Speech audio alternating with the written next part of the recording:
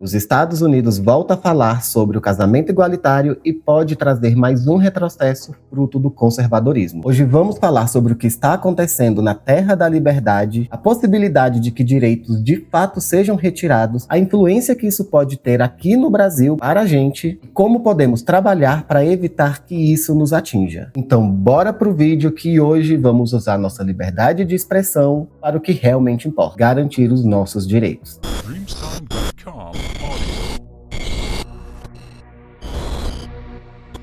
Em 2015, a Suprema Corte Americana julgou um caso que ficou conhecido como Obergefell vs. Hodges, que legalizou o casamento igualitário baseado na 14ª Emenda Constitucional, que garante a proteção do casamento igualitário após Dean Obergefell enfrentar uma longa jornada jurídica para que o casamento com seu companheiro, John Arthur, fosse reconhecido. Em 2013, eles se casaram legalmente no estado de Maryland e depois foram informados que o casamento deles não seria reconhecido no seu estado natal, que é Ohio. E foi aí que toda a batalha judicial de Obergefell iria ter início. Em 2011, John Arthur, o companheiro de Obergefell, o autor da ação que deu a legalização do casamento, foi diagnosticado com uma doença bem rara, esclerose lateral amiotrófica. Infelizmente, em 2013, Arthur faleceu e Obergefell seguiu uma longa jornada jurídica para que seu casamento fosse reconhecido, já que por essa impossibilidade ele não poderia ser identificado como cônjuge sobrevivente na certidão de óbito de Arthur. E aqui só para esclarecer, nos Estados Unidos, algumas leis são vigentes em alguns estados, enquanto em outros não. Por isso que eles se casaram no estado de Maryland. E em Ohio, que era a cidade natal deles, eles não conseguiram ter o casamento reconhecido. Só que acontece que em 2015, quando o casamento homoafetivo, depois de toda a batalha judicial, foi reconhecido, apareceu uma personagem chamada Kim Davis, uma servidora cartorária do estado de Kentucky. E essa maluca começou a se negar a assinar as certidões de casamento de todos os casais homoafetivos que iriam se casar naquele cartório. E nesse momento ela esbarrou com o casal que processou ela. E assim ela acabou passando 6 dias enjaulada por descumprimento da lei. E vale esclarecer aqui que a única justificativa que ela dava para que isso acontecesse é que o casamento de pessoas do mesmo sexo era contra a sua religião. E essa maluca é uma conservadora ultra-religiosa. Após ela passar esse período enjaulada por se negar a assinar as certidões de casamento dos casais homoafetivos, ela iniciou a batalha jurídica dela a fim de retirar o direito do casamento das pessoas LGBTQIAPN+.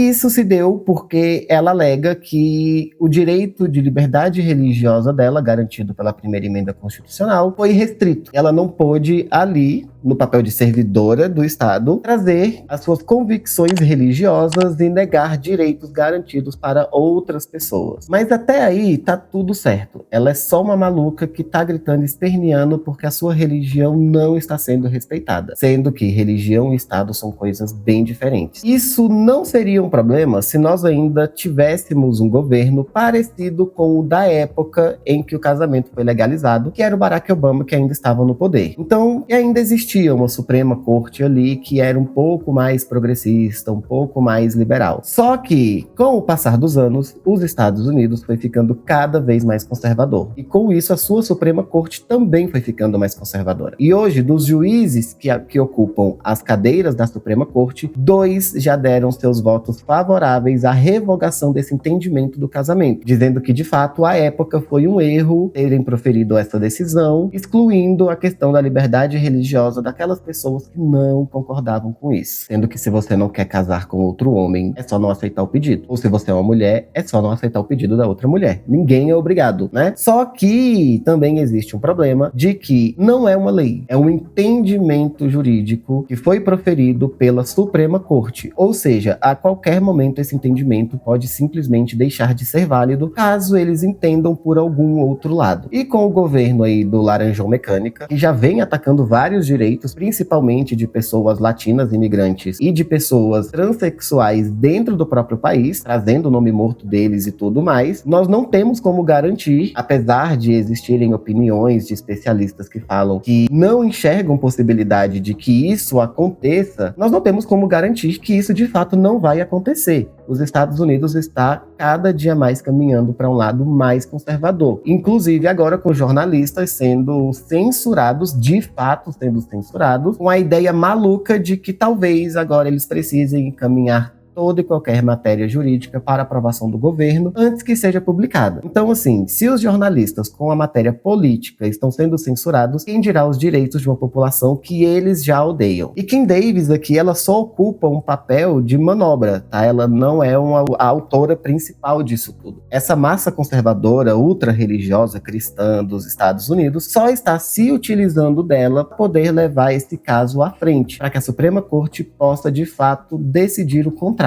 A Suprema Corte ainda vai decidir sobre o que vai ser feito. A previsão é que isso aconteça em junho do ano que vem, um presentinho aí pro mês do orgulho, mas já existem 2 juízes que foram a favor disso. E sem falar que o que nós achávamos que já estava garantido de fato, que era o direito ao aborto, também foi revogado durante o governo Trump. Então, assim, não existe, em hipótese alguma, a possibilidade de simplesmente considerarmos esse assunto como uma histeria coletiva. Mas, beleza, o que isso tem a ver com a gente? E o Kiko? No caso, e o Brasil? Como isso pode nos afetar? O que a gente pode fazer para tentar evitar isso? O que pode ocasionar dentro do nosso país, caso os Estados Unidos revoguem esse direito? E é disso que nós vamos falar agora. Vale lembrar aqui que, assim como nos Estados Unidos, o nosso direito de casamento igualitário aqui no Brasil também não é garantido por lei. É apenas um entendimento de que nós podemos nos casar assim como as pessoas heterossexuais podem se casar por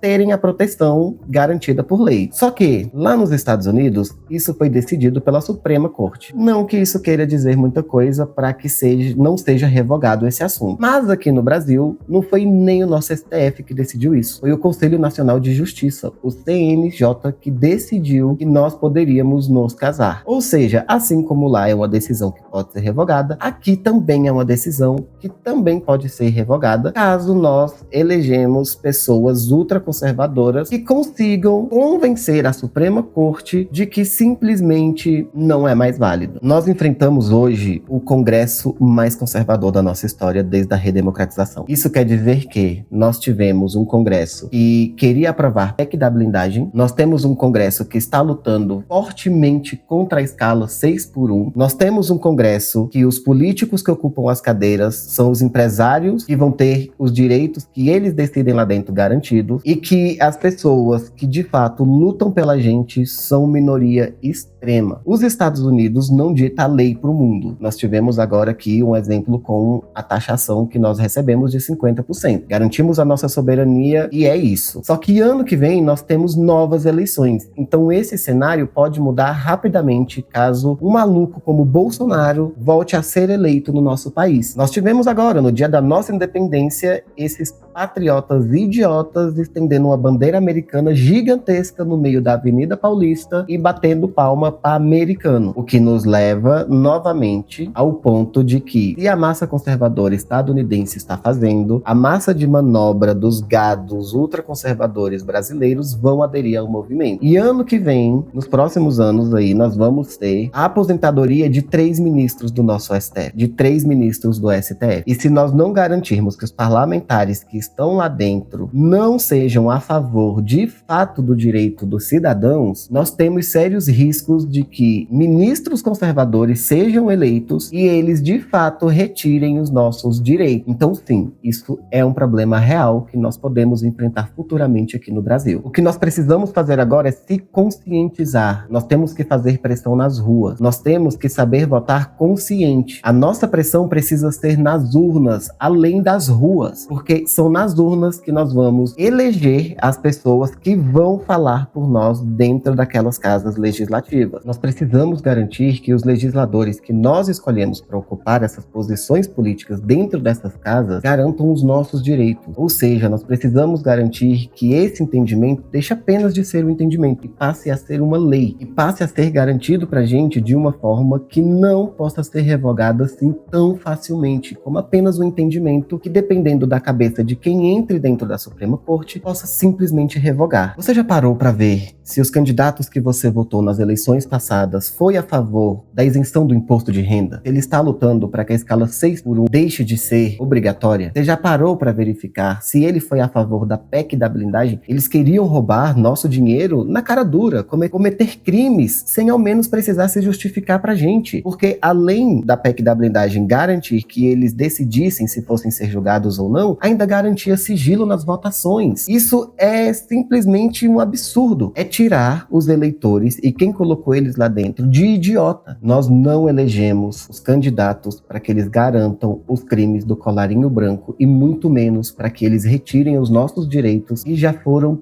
conquistados a duras penas. A duras penas. Muitas pessoas morreram, apanharam, foram pra rua ser oprimidas pela polícia, ser oprimidas pelo Estado, para que hoje eu possa estar aqui na internet falando com você sobre esse assunto, para que você hoje tenha o direito de sair à rua e não ser preso simplesmente pela sexualidade que você tem. Não vou falar que isso garante que a gente não morra ou não seja agredido, porque de fato isso daí ainda não é tão garantido assim, né? Mas, pelo menos hoje, eu tenho o direito de vir falar com você, de vir te chamar para apoiar esta causa, porque nós precisamos tomar cuidado, porque os Estados Unidos faz, a nossa massa conservadora quer copiar. E se você, assim como eu, também quer que os Estados Unidos se exploda, só lembre de uma coisa: o nosso ódio é contra a extrema-direita, é contra o fascismo, é contra o conservadorismo. É contra o conservadorismo em ascensão que está prejudicando inclusive o nosso país. Não é contra os nossos camaradas LGBTs que IAPN+. Nós não queremos que eles lá, apenas pelo fato de serem americanos, tenham seus direitos retirados ou sejam oprimidos. Nós não podemos ser contra gente da gente. A nossa luta é a favor da causa e ela não pode ser individualizada. Eu sei que quando nós falamos em americanos, a gente pensa que são todos um bando de filho da puta. Mas não, lá existem muitas pessoas se manifestando contra o governo Trump, se manifestando em prol da Palestina, se manifestando contra Israel, e inclusive lutando contra esses absurdos de retiradas de direito. Então nós precisamos dar um apoio, uma pressão na política internacional para que eles não aprovem isso lá e que a gente consiga demonstrar que isso aqui também não vai passar. Se está acontecendo lá, vamos falar para ajudar na pressão política internacional contra tamanho retrocesso. E mais importante ainda, vamos olhar para dentro do nosso país e cuidar para que isso não aconteça aqui também. Já temos bancadas hiperconservadoras e religiosas ocupando o nosso Congresso. Então vamos para a luta. Nenhum direito a menos, nenhuma restrição na hora de amar. Se você curtiu o vídeo, deixa o seu like e comenta aqui embaixo. Ajude esse debate a crescer. Vamos falar sobre, não vamos deixar essa história para debaixo do tapete e sermos pegos desprevenidos lá na frente quando esse retrocesso chegar aqui também. Então, muito obrigado a todos vocês que chegaram até aqui. Nos vemos na próxima. Tchau!